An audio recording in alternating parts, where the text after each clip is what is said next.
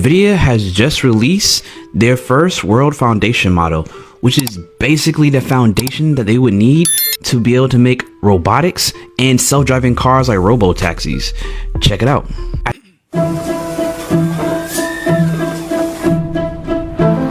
The next frontier of AI is physical AI. Model performance is directly related to data availability, but physical world data is costly to capture, curate, and label. Nvidia Cosmos is a world foundation model development platform to advance physical AI. It includes auto-regressive world foundation models, diffusion-based world foundation models, advanced tokenizers, and an Nvidia CUDA, an AI-accelerated data pipeline. Cosmos models ingest text, image, or video prompts and generate virtual world states as videos. Cosmos generations prioritize the unique requirements of AV and robotics use cases, like real-world environments, lighting, and object permanence. Developers use Nvidia Omniverse to build physics-based, geospatially accurate scenarios, then output Omniverse renders into Cosmos, which generates photoreal, physically based synthetic data.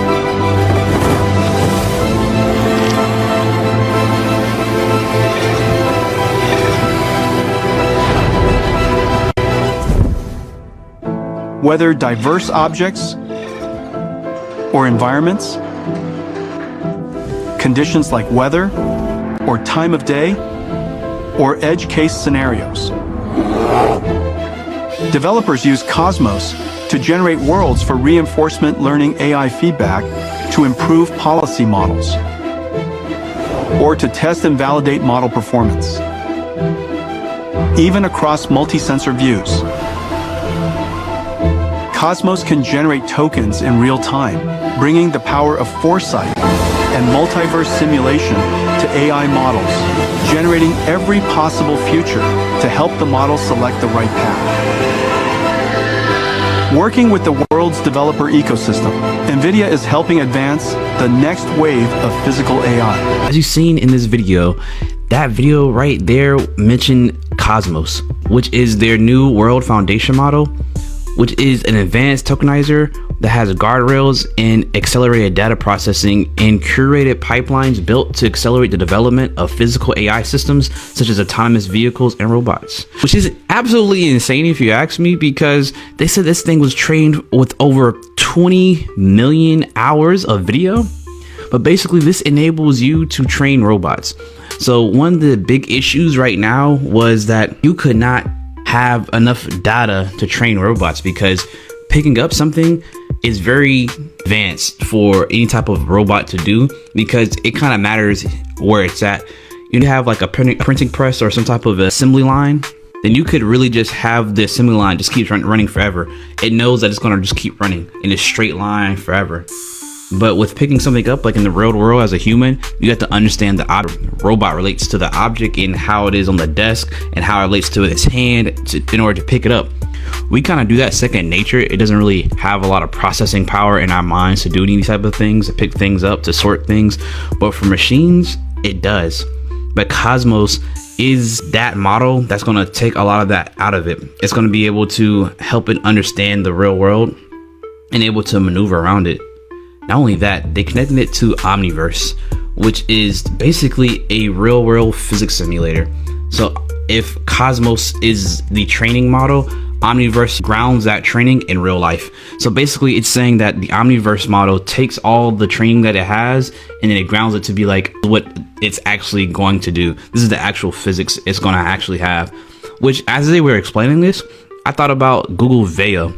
Veo is pretty advanced because it kind of follows a lot of the physics, and I think that could be how and why their video generations are so much better than like a lot of the rest of the competition, because it has not only like the video footage, but then it processes that video footage through like some type of real physics engine, so it grounds that video footage into real life simulations so that it could look more realistic. That could very well be how Veo works in like scenes. And I think that's kind of how it's doing here for the training of the robotics.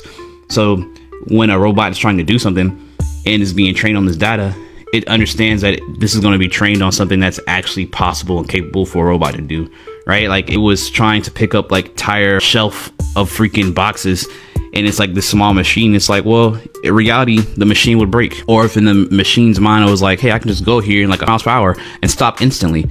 Well, the machine was like, the machine will now know that in physics, you have to slow down gradually. Coming to an abrupt stop is probably not really realistic for a lot of this machine factory, and it'll cause like a lot of wear and tear on it. So it makes it very much more manageable in order to work with this type of models. But it's kind of scary at the same time because, well, a lot of these examples, they're saying that you're working alongside these robots. These robots are in the factory with you, but like also training, it almost seems like your replacement. It seems like these robots are going to be right next to you, training with you until, well, they need less and less people in the factory, less and less people in taxis, and to the point where it's like, well, we don't need taxi drivers. We may not need warehouse workers. It'll just be robots doing everything, which some people are for, but I don't know in the future. And I don't know how that's going to work out, especially with like growing up who are like in elementary school, middle school. I do wonder sometimes how their futures are going to plan out and how they're going to be impacted by a lot of this. And I think it may be good for us now, the people who are like or becoming established, maybe getting out of college or in college now, to be able to take advantage of this opportunity. But what opportunity is going to be left for like kids? Kind of, I'm thinking about this, but we'll see. This is all still new technology. This is all pretty young. This is all pretty new technology. This is all like new, but we'll see kind of this goes and what directions they plan on taking it. If you ask me, I think this is very interesting, but very scary to be like, we're right here on the cusp of maybe fully autonomous robots, fully autonomous cars, and what that may mean for the future. But with that being said, your boy Dex Not Dexter out.